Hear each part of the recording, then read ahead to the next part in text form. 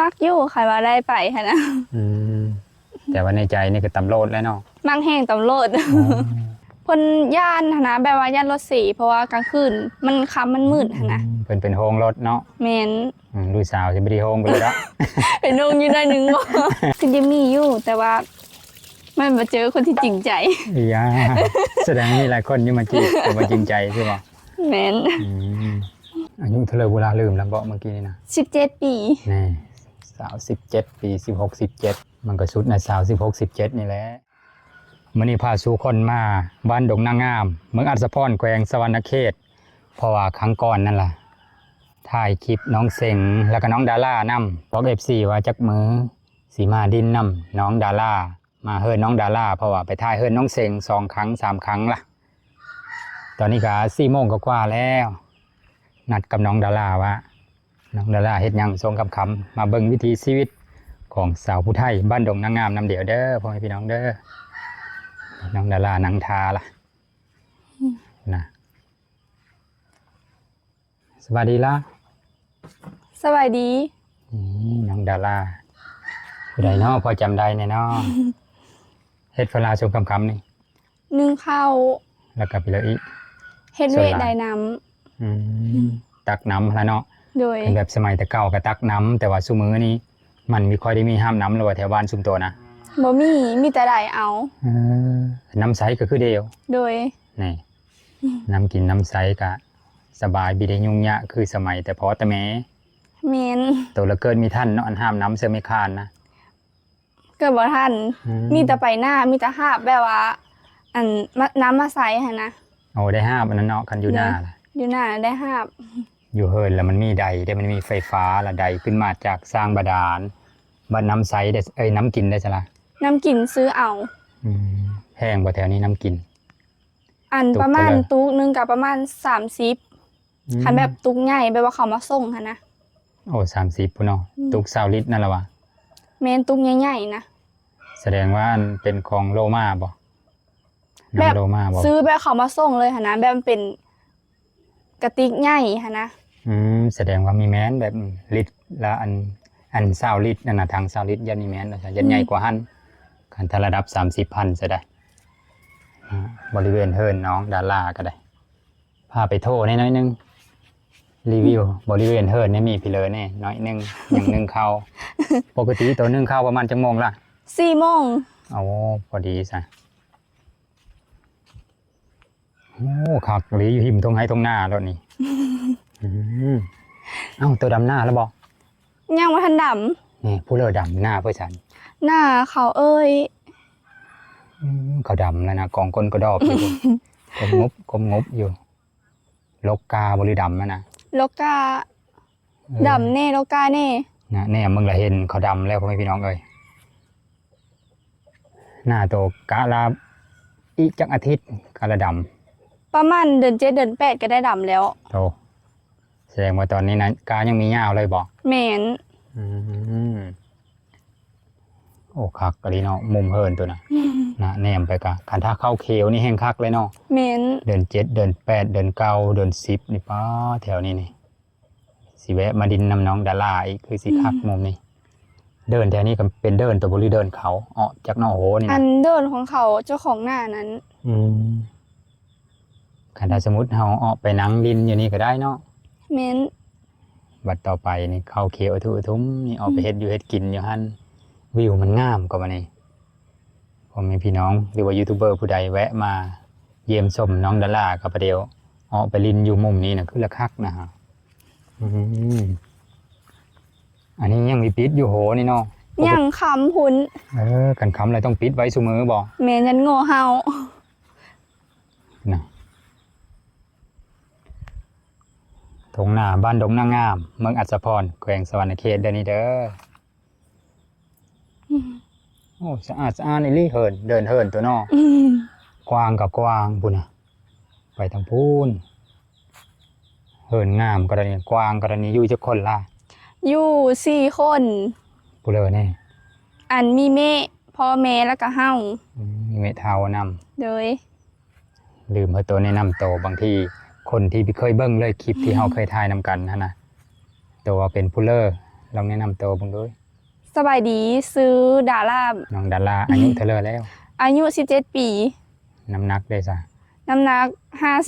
52 52สำเดียวกับอายเลยซะนะ52สูงเท่าไหร่ซะ สูงน่ะ157 157ผู้สูงเติบซะเห็นห้องเลยแล้วก็ดอนี่ ม .7 ปีนี้ นี่ปีสุดท้ายแล้วเด้อพ่อแม่พี่น้อง คาดการณ์ว่าเราไปสิเลยจบละเห็นต่อบ่หรือว่า ไปทำงานสิเลย ยังบ่ฮู้เลย อืม แต่ใจก็เยอะไปเห็น ไปเห็นสาวคู่บ่ ฮะ หรือไปเห็นเป็นคู่บ่ ถ้ามักนะมักตำรวจ โอ้ แต่ไปบ่ฮอดดอก อืมเป็นไปแล้วยังกาว่าไปมีฮอดตำรวจ มันแพงโพด โอ้ต้องได้จ้างเขาบ่ แม่น จ้างเขาเฮียนอีนอ อืม ตำรวจค่าเทอมแพงป้าสาไปนึ่งเข้าแล้วก็แอนเดียวไปนำยันมันนั่นซุกเนาะ แม่น โอ้เหินเรางามได้พ่อพี่น้องพุ่นน่ะอยู่4 คนนึงเหินผู้ไทยแนมแต่ไก่ละหูแล้วเด้อกันเพื่อเป็นผู้ไทยส่งแบบเหินผู้ไทย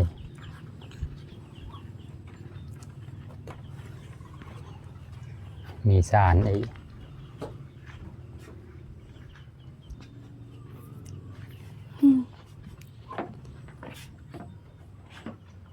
นึ่งข้าวเลยบ่ นี่ล่ะลุยเลย ถึงเวลาตัวละจัดการเลย ดังไฟบ่บัดนี้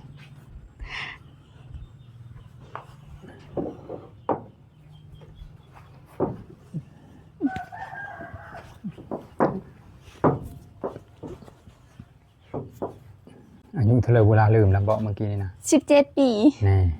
สาว17 ปี16 17มันก็ชุดในสาว16 17นี่แหละ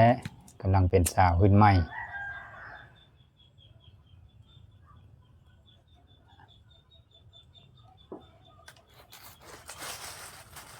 น้องเซ็งเลยจ้ะอยู่เฮิร์นบ่ ไปหน้าคือว่าเราดำหน้าเด้ โอ้ดำหน้าแล้วน้องเซ็งน้องเซ็งบ่แล้วไว้สิไป ถ่ายน้องเซ็งดำหน้าให้พ่อแม่พี่น้องเบิ่งแล้วถ้าเราไปน้องดาราก็ได้น้องดารายังบ่ทันดำงายกาเรายังบ่ทันได้ใหญ่แล้ววะ แม่น นี่หิงขาเบิ่นคักปะโตเอาไว้ยางหันยางนี่ยางเตาะยางปิงป่าเนี่ยซีนไห้เริ่มก่อไฟแล้วพ่อแม่พี่น้อง ดังท่านเนาะเฮินโตกันเนาะ แม่น ปกติก็ดังท่านอันนี้บอกไม่มีฟืนบ่ ปกติกระดังท่านบางเธอกระดังฟืน อ๋อฟืนก็ยังมีอยู่แต่นี่ก็เนาะ แม่น ไปเอาอยู่ซิเลอร์ฟืนนะ อยู่แถวหน้า เฮ็ดไห้นะบอกเลยว่าเฮ็ดแต่หน้า เฮ็ดแต่หน้า แต่ก็ยังมีไห้ยังมีไม้เฮอเก็บเป็นฟืนอยู่เนาะ แม่น ยังได้ฟืนนำอยู่ว่าฮ้อนแต่ว่า อบเอาขนาดตัวก็ฮ้อนคือเดียวป่ะ มันไม่มีลมเลยพ่อพี่น้องเลยสวงคำๆนี่ใบไม้ก็บีตีงนิ่งๆพี่เลย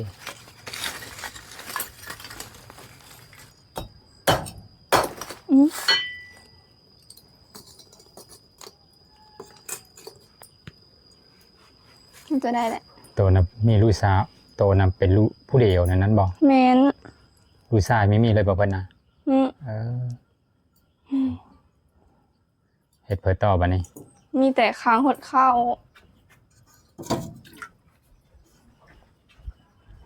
โอ้สารระเบิ้งพี่น้องคักพอตัว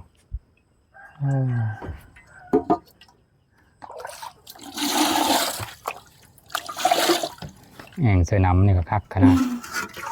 น้ำใส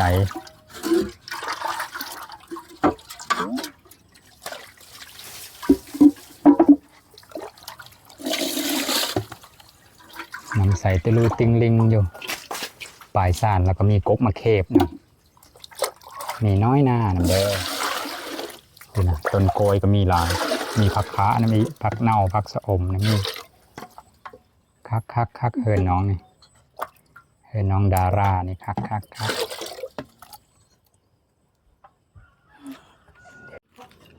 ตอนนี้ค้างม.1แล้วนี่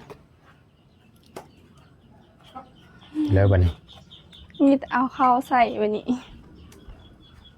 เบิ่งเขาละลายจำเลยกิน4 คนนะ มื้อแดงมากว่าได้หลาย โธ่เคิงคู่น้อยล่ะ ลายเต็มเลยกระดอน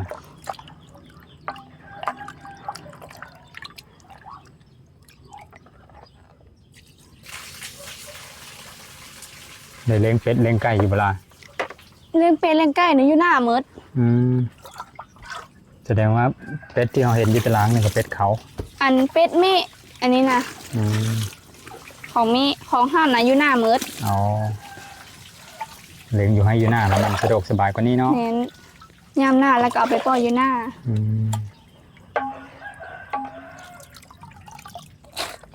ข่าวสาวงามบ้านดงหน้างาม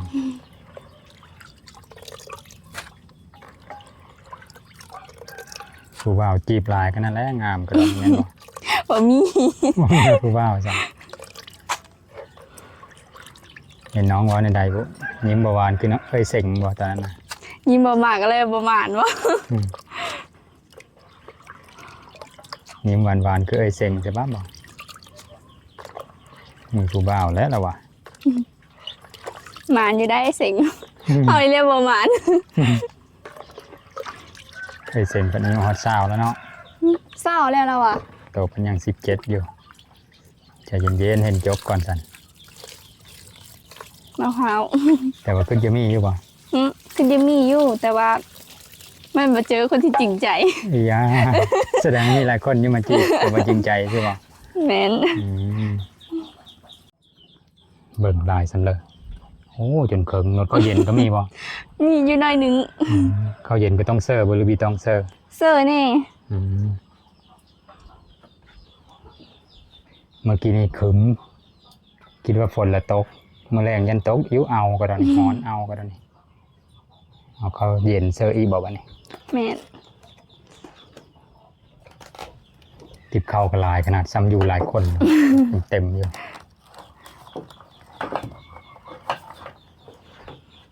นะเหลือลายเติบจ้ะ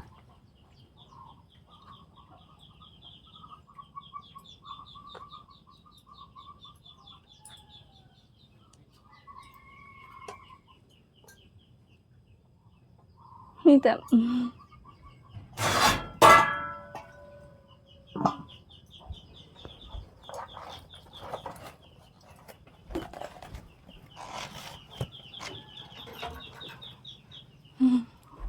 แล้วขั้นตอนนี้บอก เลย โอ้ไฟเริ่มลุกแล้วบัดนี้ แล้ววันนี้กระท่ายมาซุก อ๋อมีแต่รอขั้นตอนให้มันสุกบ่บัดนี้ แม่น สบายไม่ได้ใช้ฟืนแล้วเฮาเพิ่งยังมาจอบก็ได้เนาะ แม่น ไปเสิร์ฟบัดนี้ ไปลิ้นตาราง อ๋อมันยังเย็นเลยเนาะ เลย ไปจ้ะลงไปดินตารางก่อนกว่ามันจะสุกก็ใช้เวลาประมาณ30 นาทีพุ่นบ่ล่ะหรือกว่า โดนอยู่ มันสุกคักเด้เนาะมันอ่อนๆกินก็สบายเด้เบิ่งในเดินเหิดแล้วแนมไปสิเลยกะแนมไปใส่กระเขียวทุ่มอยู่นี่แบผู้ใดนั่นนะ แม่เขา แบเขาอีกแล้ว แบตัวบ่มีบ่ได้ซื้อบ่ บ่มี บ่ได้ซื้อมาเลี้ยงซ้ำเย็นมาลงมาเปลี่ยนแน่เริ่มมีลมแล้วมีหวังว่าจะได้เย็นแล้วเฮา อยู่เทิงมันหอนโพด เอ้า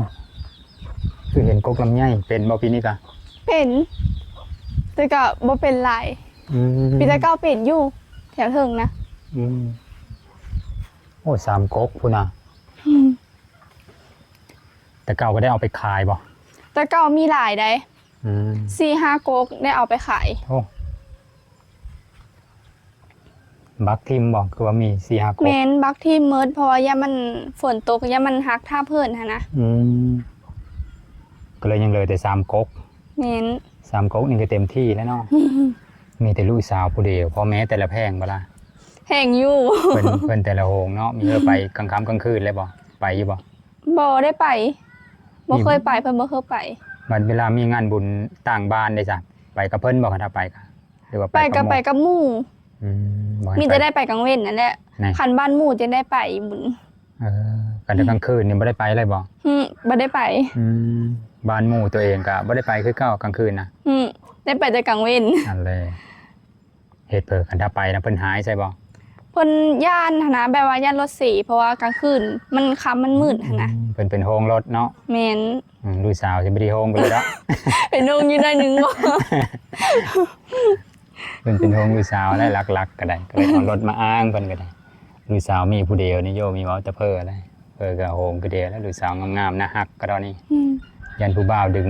ไปมาลืมมาลอยได้เนาะ ไปกลางค่ำกลางคืนมาได้ผู้งามว้าตัว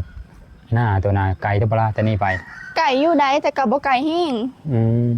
อยู่ไกลทั้งบ้านใดติดกับบ้านใด อัน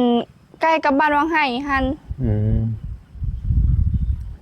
แสดงว่ามีไกลไปแล้วเพราะว่าแต่นี่ไปหาวังไห้ก็ไม่ได้ไกลไปไหนพ่อพี่น้องบ้านวังไห้บ้านหน้าม่อนแล้วก็ไกลบ้านอย่างนี้ไกลดงน้อยบ่ ดงน้อย ไกลดงน้อยดงธดาแล้วก็ไกลบ้านทานดอกแก้วไกลบ้านอย่างอีกบ้านนากุจานที่ไกลๆนี่นะเว้าเพื่อบางคนว่าบ้านดงนางงามนี่มันอยู่มุมใดของเมืองอัศพรเนาะเพราะบางคนก็บางที FC ฟังลาวที่เพิ่นอยู่ต่างประเทศก็เพิ่นไปแต่สมัยใดแล้วเพิ่นอาจจะบ่รู้จักว่าบ้านนี้อยู่ซ้ายบางครั้งก็บ้านนี้บ่ทันได้เกิดซ้ำนะ แม่ บ่ทัน น ได้ตั้งชื่อบ้านซ้ำบาง มัน คน บ่ดังปานใดบ้านนี้นะ บ้านดงนางงามยังบ่ดังน้องว่า เป็นบ้านน้อยๆหั่นนะซ้ำกับบ้านดงน้อยเขาว่า นี่กะว่าหลังคาประมาณเท่าไหร่ฮอดบ่50 แต่เก่าน่ะ60ไปนี่คือย่าน70แล้วเพราะว่าเขากระปุกใหม่นี่หั่นนะ แม่นแล้วมันก็กว้างเต็มเนาะ แม่น มันอยู่ตามแคมทางผู้แน่ ตามทางใหญ่ผู้แน่แต่ว่าสังเกตว่าวัดซุมโตล่ะสิมีพระอันนักปฏิบัติหลายบ่วัดบ้านดงนางงามนี่นะ นี่ มีครูมาแต่ไทยเพิ่นเห็นจบมาแต่ไทยแน่นอน แม่น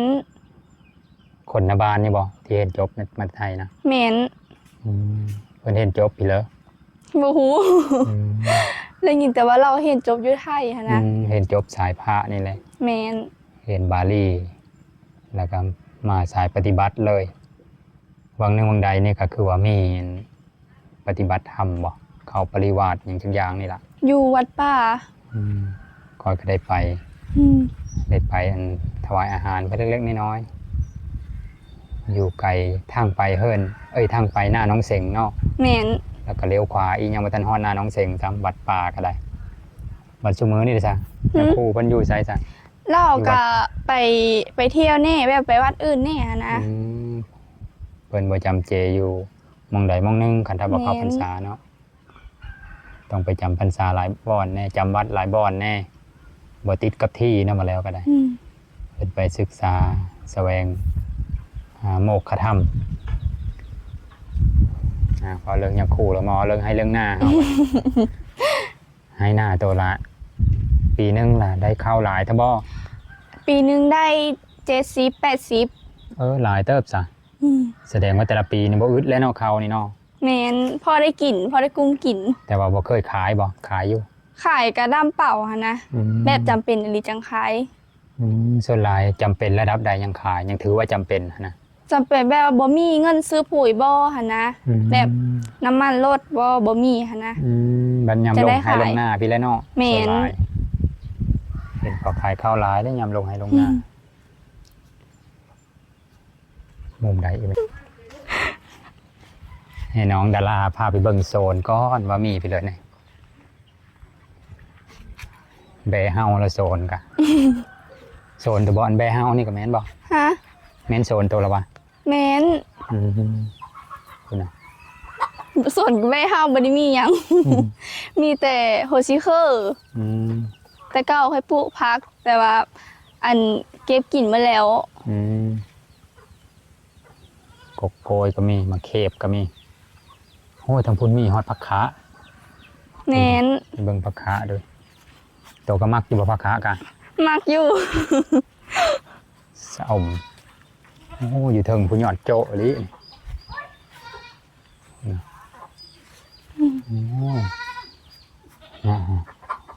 งามๆทั้งหมดยอดผักคะงามกำลังโจะแต่ว่าสู้น้องดาราไม่ได้แล้วน้องดารางามกว่าเห็นบ่ยอดบ่ใหญ่ปานใดนี่ส่วนลายกินครับ กินกับหยังตัวกินนะ ตำมะฮุ่ง โอ้กินดิบเลยคุณนะ แล้วก็แกงร้อนแซ่บ แกงร้อนนั่นเลยแกงร้อน แบบว่าแกงเลยหั่นนะ โอ้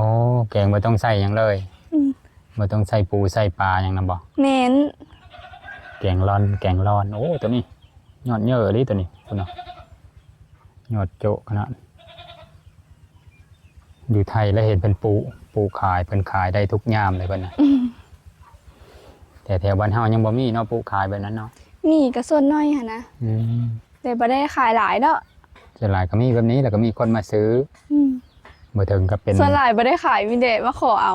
อืมขอกันได้เนาะ แม่น เพราะว่ามันเป็นแบบนี้เด้บ่แม่นเฮ็ดเป็นโซนหลายๆคืออยู่ไทยพวกเกษตรเขานะเขาเฮ็ดคักกะลีนะสั้นระวังล่อเฮินเข้าซุก ตอนนี้ก็ซุมเฮาก็ออกมาดินอยู่นี่นี่งามมุมนี้ก็ได้เวลาตัวนั้นเคยจะเซ็งแล้วบ่ใกล้สิได้สอบแล้วบ่ แม่นก็สิได้สอบแล้ว วันที่จะเลิกกะว่า ประมาณวันที่18 19นี่ก็ได้เซ็งแล้ว นี่ไกลแล้วจะเนาะ แม่น กะว่าสิได้อยู่แล้วว่า พอได้อยู่ เซ็งแต่ละครั้งได้ประมาณวันได้ที่เท่าไรซะ มีได้ที่4ที่3มึงเธอกะ โอ้เก่งปานนั้นลิซ่านั่งเห็นมีบักหลายนึงประมาณจักคน ประมาณ20ปลาย ได้3ได้4ก็แสดงว่ามีธรรมดาแล้วซะเนาะ ทีหนึงสู้เขาบ่ได้ดอก อ๋อแต่ทีนึงในใจอายนี่ได้อยู่บ่ ทีหนึงในใจอายแหละบ่ ทีนึงอันในห้องเฮนเรื่องคะแนนเรื่องเฮนเก่งนี่บ่ได้น้องว่า ได้ที่3ที่4ก็ถือว่าโอเคแล้วนี่นะถือว่าเบสแล้วนี่วีซ่าไปเลยที่ตัวเก่งนะจ๊ะ ฮะอันคันได้กับวิชาชีว่าคันได้นะ โอ้ได้คะแนนดีนะดีกว่าหมู่แต่ละครั้งนะบอก 5ครั้งก็ได้แน่บ่ได้แน่ ถ้ามันยะหั่นนะ ภาษาอังกฤษได้ซ้ำมีมากบ่ บ่มากปานใดเพราะว่าบ่ได้ปานใด เรื่อง บ่ เล ได้ ขได้ ซื้อ ซ้ เองพอได้อยู่ ำคณิตก็พอได้ มักวิชาชีวะผู้น้อง เน้น เคมีก็ได้อยู่หรือบ่ พอได้อยู่ ไปเป็นหมอเท่านั้นแหละจ้ะ เป็นแพทย์เป็นหมอเป็นพยาบาลพูดเลยมีมากกว่านี่เป็นแพทย์เป็นหมอ มักอยู่ใครว่าได้ไปหั่นนะ แต่ว่าในใจนี่คือตำรวจแล้วเนาะ มักแห้งตำรวจ เป็นให้เลยนะย้อนยังกันนะคือจะ ฮะ เป็นตำรวจ ย้อนแบบว่าแบบมีหน้ามีตาหั่นนะ โอ้คันท่าอันได้เป็นตำรวจนี่ ใส่สุดก็งาม โอ้ถือว่าเด่น มักนั่นแหละ เด่น สุ เป็ ด น เขา พิเศ งา ษ ม เคยเห็นสาวตำรวจล่ะคือจะเป็นน้ำเขาเนี่ยนั้นบอก เมน แล้วก็ผู้ใดเป็นตำรวจก็ส่วนหลายก็หน้าตาดีอีบอกเลยใด เมนหน้าตาดี ก็เลยจะเป็นตำรวจแล้วก็ถือว่ามีอำนาจนำเนาะ แม่น เป็นตำรวจผู้ใดเห็นก็น้องเส้นยกแล้วคันมีความผิดหน่อยหนึงก็ได้การจะเห็นสาวตำรวจได้สั่งนั้นเขามัก เขายานอยู่บ่เห็นสาวตำรวจนี่เป็นประเด็งแดงๆอยู่นะ ยุ่งครบ นี่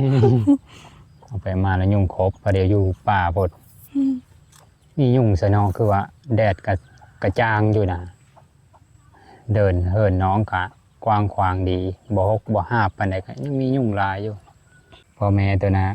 เขาไปให้ไปหน้าซุมือบ่ เมนไปหน้าคู่มือเลย มีไปแล้วอยู่หน้าเพิ่นคือไปซุมือกระดอ เป็ดไก่โง่แล้วก็พ่อตะกร้า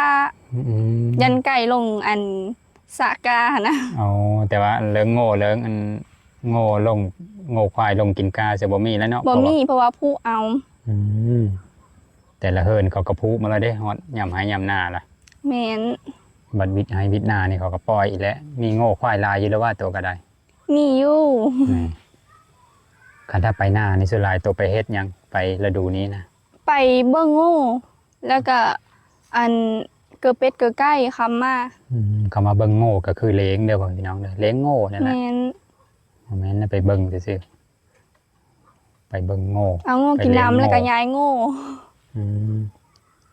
เรื่องแนวอยู่แนวกินได้ซะไปหาแนวใดซะอยู่หน้าตัวน่ะ หาอยู่หน้ามึงเธอกลับไปหาหน่อไม้ คุจิโร่ เฮ็ดได้ซะอ้อแล้วบ่ยังบ่ เฮ็ดยังบ่อ้อเฮ็ดนะ เฮ็ดตาบบ่หรือว่าเฮ็ดเพาะบ่นี่ก็ แมน หน้าตัวเป็นดงบ่หรือโคก เป็นโคก นี่โคกสิเฮ็ดละโงกอ้อนี่ก็มีคนไปหาอยู่บ่หาได้อยู่ นี่คันเฮ็ดอ้อแล้วมีแต่คนไปหา โอ้คักแพ้สามประเทศอ้อนี่บ่อายเด้อ อืม สิให้น้องพาไปหาเฮ็ดคือแบบได้หลายอยู่ดอกอยู่เพราะว่าหน้าน้องเป็นหน้าโคกก็มันนี่นะอันนั้นได้ซะเรื่องกินส้มกินแซวได้มีบ่มี นี่ มะขามบ่หรือเปล่า มาขอ โอ้มาขอย่ามมันแล้วใส่มาขอเนาะ แมน ยามดำให้ดำหน้านี่ตอนนี้สุกแล้วบ่หรือยัง ยังบ่ทันสุก นี่สุกบ่เนี่ยเด้อสิไปกินสวามาขอกินโซลายสิเฮ็ดนั่นเลยกินมาขอโตเคยกินนะ สวะ ตำปลาแดะคักๆหวาดลงไปเนาะแกะลงเสือโทยฮะแล้วก็หวาดน้ำปลาแดะลงไปประมาณน้ำลายแตะมากินขนาดบนโต๊ะกันเรื่องส้มเรื่องไปเลยนี่ มากิน เลิกกินน้ำลายนะเรื่องมาขอกินน้ำลายแล้ว พอเริ่มมาขอกินน้ำลายแล้วบ่ ตำมาหุ่งบ่วันนี้เนาะ แมน เรื่องเฮ็ดอยู่เฮ็ดกินเนี่ยจะผู้เลยเป็นผู้เฮ็ด ส่วนหลายก็แม่คันว่าผู้เจ้าเยอะหยังก็จะได้เฮ็ดกิน แต่แม้กะเฮ้ยซอยบ่ หืม ตัวเป็นผู้ซอยบ่ในนั้นบ่ แมน คันถ้ามีบ่บางเธอที่แม้มอบให้ตัวเฮ็ดเลย มีอยู่บางเทอมเราก็บ่ได้เฮ็ดเลย แม่ตัวกะบ่ทันได้เฒ่าได้แก่ไปเลยแล้วสนองมีแต่ให้ลูกสาวเฮ็ดเพราะว่าเราได้ลูกสาวผู้เดียวนี่เด้ลูกชายเพิ่นบ่ได้เนาะเราตั้งใจเอาผู้เดียวนี่เลย เราจะได้อยู่แต่ว่าเราเอาบ่ได้เพราะว่าเราอันแบบว่าแก่หั่นนะ 40 กว่าแล้วนะ แม่นเราแบบระยาน ยันลูกออกมาบ่สมบูรณ์เนาะส่วนหลานก็ได้ ก็เลยว่าเอาผู้เดียวนี่ละผู้เดียวนี่ผู้น่าฮักเป็นตะแพงละโอเคแล้วสนากาเห็นจบหรือว่าการถ้าไปเป็นตำรวจก็ได้เป็นตำรวจบ่หรือว่าเห็นวิชาชีพอื่น ต่อไปก็ได้เอาโผมาอยู่นำพ่อนำแม่แล้วเนาะเพราะว่าน้องเราบ่มีผู้ใดมาอยู่นำเด้หมายถึงว่าพ่อแม่นะพ่อแม่บ่มีผู้ใดมาอยู่นำลูกสาวผู้เดียวการถ้าปกติในแถวผู้ไทยเฮานี่มักเอาแม่เมื่อเฮิรนคันถ้าผู้ชายเมื่ออยู่คันถ้าผู้หญิงก็เมื่ออยู่เฮิรนผู้ชายผู้และส่วนหลายทางใดก็น่าจะคล้ายๆกัน นอกจากมันจำเป็นบ่มีแบบนี้เนาะ แม่น เป็นลูกสาวผู้เดียวเนี่ยก็ผู้ชายก็จำเป็นต้องมาอยู่เฮิรนผู้หญิงมันไปจอบเบิ่งหม้อข้าวบ่บัดนี้ เพิ่นจะบอกเลยอย่ามันไหม้บ่ ลงมาเฮิงเลยเป็นอะไรระบุหันมันเริ่มอายขึ้นแล้วบ่เริ่มสุกแล้วบ่มาลำใหญ่บิดกเนาะลาปีนี้เนาะ บ่โดกปีนี้น่ะปีตะเก้าโดกได้ จนเคยได้ขายพุ่นบอก แม่น ปีนี้บ่ได้ขายย้อนแล้วซะบ่ดกก็ปูดคือปีที่แล้ว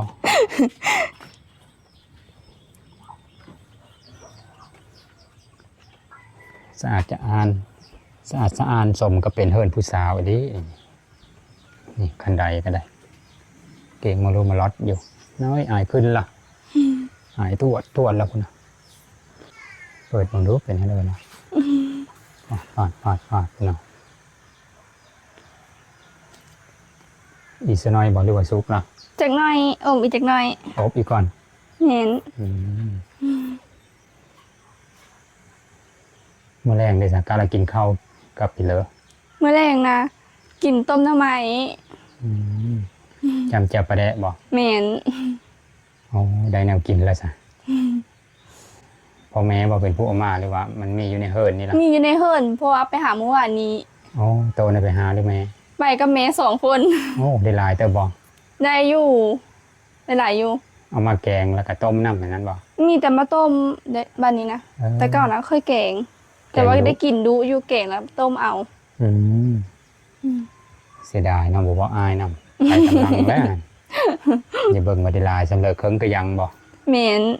ได้พูดแล้วก็จ้าครึ่งก็จ้านะเพราะว่าโด่งขาว โอ้ คุดเอานะ แม่น ตัว ดงดำมีอยู่แต่ว่าบ่ได้เอา จนเลอะได้ไปเลือกลิสอะแสดงว่ารู้ไม้ลายลิไปหาแถวเลอะนั่นนะ แถวหน้าลุมพุก มันเป็นแคมโฮยบอก แม่นเพราะว่ามันเป็นขี้ดินทราย หน่อไม้ออนไลน์แล้วตอนนี้พอฝนตก แม่น ลายห้าแล้วเนาะจนเลอะเอาน้องว่าหน่อไม้ตัวใดที่มันบอกขาว มันบ่เป็นยอดขาวๆอะนะโด่งบั้มแถวบ้านชุมพรเอิญมาขันดาดมหน่อไม้โด่งบั้มยังเอา ที่มันแปลนปลายมันขึ้นพ้นดินลายแล้วบ่เอาตัวนั้นมันบ่แซ่บปานใดเนาะเอามาต้มกินต้มจำแจ่วกะปิคืออยู่ไทยนะก็มักเฮ็ดแจ่วกะปิมักซื้อกิน ตอนไปทำงานไทยคือว่าเฮ็ดคักอีแจ่วกะปินะกินกับหน่อไม้ต้มนะเดี๋ยวรออีกหน่อยนึงน้องว่าต้องรอให้มันอบให้มันนิ่มๆกว่านี้ยังเท่าโอ้ตอนนี้เคยจะสุกและสเต็มติดเข่าแล้วเนาะ แม่น ติดเข่าก็เลยเอาอย่าใช้หน่อยเลยอย่าเสอะหน่อยใดก็ได้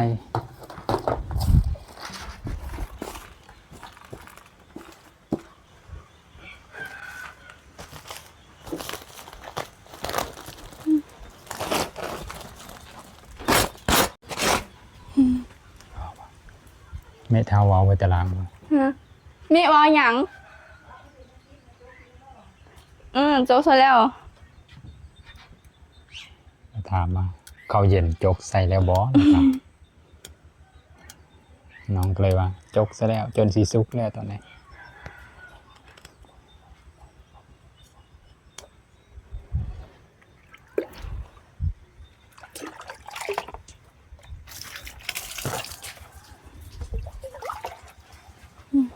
ต้องเต็มน้ำนะ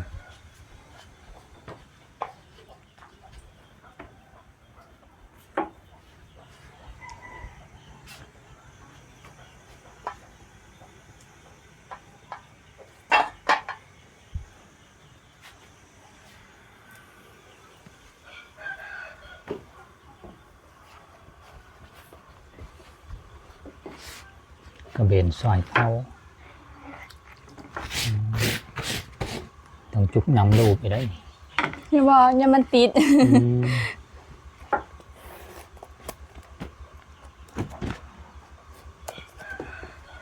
โอ้ครับ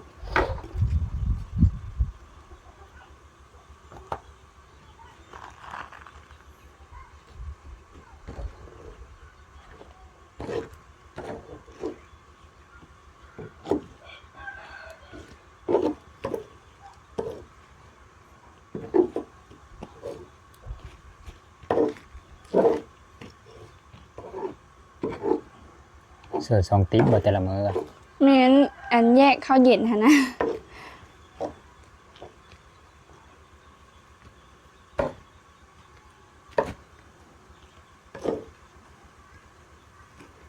ตอนยังน้อยเขาว่ายูเตอร์ล่มอายเขาควันตัวนั่นนะมันใหญ่ไว้ได้ กันจะไปโต้งเอานะผู้ใหญ่เขามักเว้าแล้วเขากันไปโต้งเอาย้อนแล้ว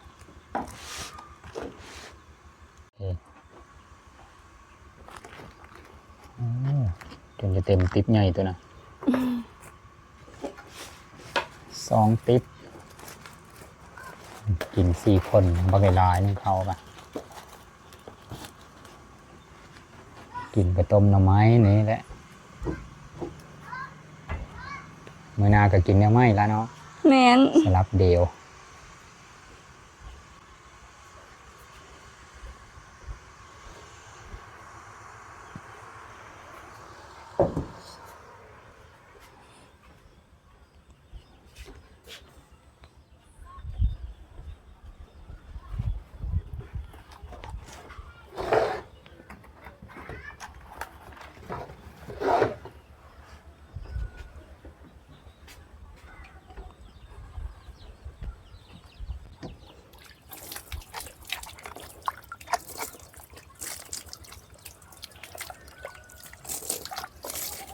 มาเคบซุกจะแต่ละคักยื้ออร่อยเนาะ แม่น เคอๆนึง วิวดีดีตะเวนก็ใกล้สิตกแล้ว5 โมงก็กว่า6 โมงคุณนะแนมไปบุกก็มีดอกไม้กันทาจะได้หน่อไม้ได้ดอกไม้บูชาพระก็สบายเอาอยู่ในเฮิร์นตัวเองนี่เลย นึ่งข้าวแล้ว เฮ็ดไปต่อบัดนี้จ้ะ มีแต่คำมากะอันถ้าเฮ็ดกิน แสดงว่าช่วงนี้ไปหาคำก็ว่างซะเนาะ แม่น บ่ได้เฮ็ดหยังมีแต่ดินโทรศัพท์บ่เบิ่งบ่เห็นเบิ่งหนังสือได้เบิ่งตอนใดซะส่วนหลาย เบิ่งแต่ตอนแรก อืมตอนกลางคืนได้เฮ็ดบ่จ้ะ กลางคืนก็กินข้าวมาแล้วก็นอน โอ้ยนอนบ่ได้เลยจ้ะพูดแล้ว9 โมง 10 โมงพุ่นบ่นอนนะ แม่น ส่วนหลายดินโทรศัพท์ดินเพิ่นเอาไป เข้า ดิน ไปเบิ่งอยู่ในเฟซ เดินเฟซดิน แม่นส่วนหลายเบิ่ง TikTok อืม มักเบิ่ง TikTok กับเบิ่งเฟซ อืม เบิ่งข่าวแน่หันนะ อืมโทรทัศน์ได้เบิ่งบ่ทีวี บ่ได้เบิ่ง หมดยุคแล้วเนาะ เดี๋ยวนี้บ่ได้เบิ่งแต่เก่าได้เบิ่ง ตอนตัวยังน้อยนะเบิ่งขนาดบ่ แม่น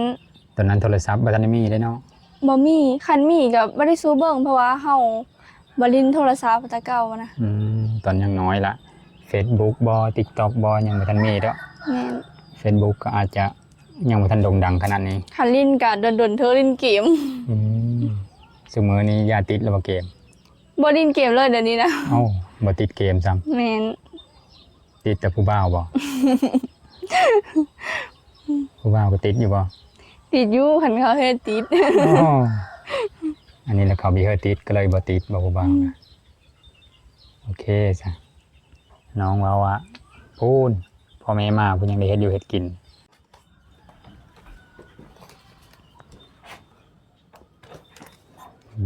หมดบิดอย่างนั้นเลยบ่หมดบ่ขึ้นเลยบ่ไว้หั่นล่ะ บ่ขึ้น อืมลงตารางเลยบัดนี้เมเท่าแต่ได้สั่งคือบ่เห็นแต่หึงล่ะ เราไปลิน มาแล้วบ่ตอนนี้ แม่น น้องอยู่เฮิรนผู้เดียวพ่อแม่ก็ไปหน้าเมเท่าก็ไปลิ้นกลางบ้านส่วนหลายผู้เท่าเนาะเขาก็จะไปหาลิ้นเพิ่นอยู่ผู้เดียวละเหงาใครแน่แต่มีหลานแห่งเงาก็นี่แหละคุณน่ะแต่ละคนก็นึ่งข้าวนึ่งน้ำแล้วแซ่บๆแล้วสาวผู้ไทยก็ได้ปกติก็แต่งคันอยู่เวลาช่วงกลางค่ำ แต่ง ๆนี่ ส่วนหลายมีแต่เมะแต่ง อืม แต่งขันนะ เพิ่นก็เอานี่นั่นนะดอกไม้เนาะ แม่น อยู่ไกลๆนี่เลยเอาเป็นว่าประมาณนี้ละเอาก็แยกย้ายกันแล้วตะเวนก็ใกล้สิตกดินละแนมไปท้องนาพวกะสีแดงๆแล้วตะเวนก็ได้พุ่นน่ะคักอันนี้คำก็นี่พุ่นแล้วยังเห็นคนย่างตามหลังเดียวน้องแน่งน้องแน่งมาแต่ไห้ตะนาทางพ่อแม่ของน้องก็มาแต่ไห้ตะนาแซวๆแล้วหับกระบุงกระตาย่างเขามาแซวๆแล้วบางคนหน้าไกลก็ขี่รถละเนาะ แม่น บ่ไกลบันไดก็ย่างมาพ่อแม่พี่น้องมาเบิ่งวิถีชีวิตของสาวผู้ไทย น้องดารา อยู่บันดงนางงาม เมืองอัศพรแขวงสวรรณเขตก็ประมาณนี้เด้อ เดี๋ยวคลิปหน้าพอได้ไหมขอขอบอกขอบใจน้ำ FC หมาทุกคนที่สนับสนุนโดยการรับชมโฆษณา เดี๋ยวเท่าหน้าพอได้ไหมเฮากลับบ้ายละ บ๊ายบาย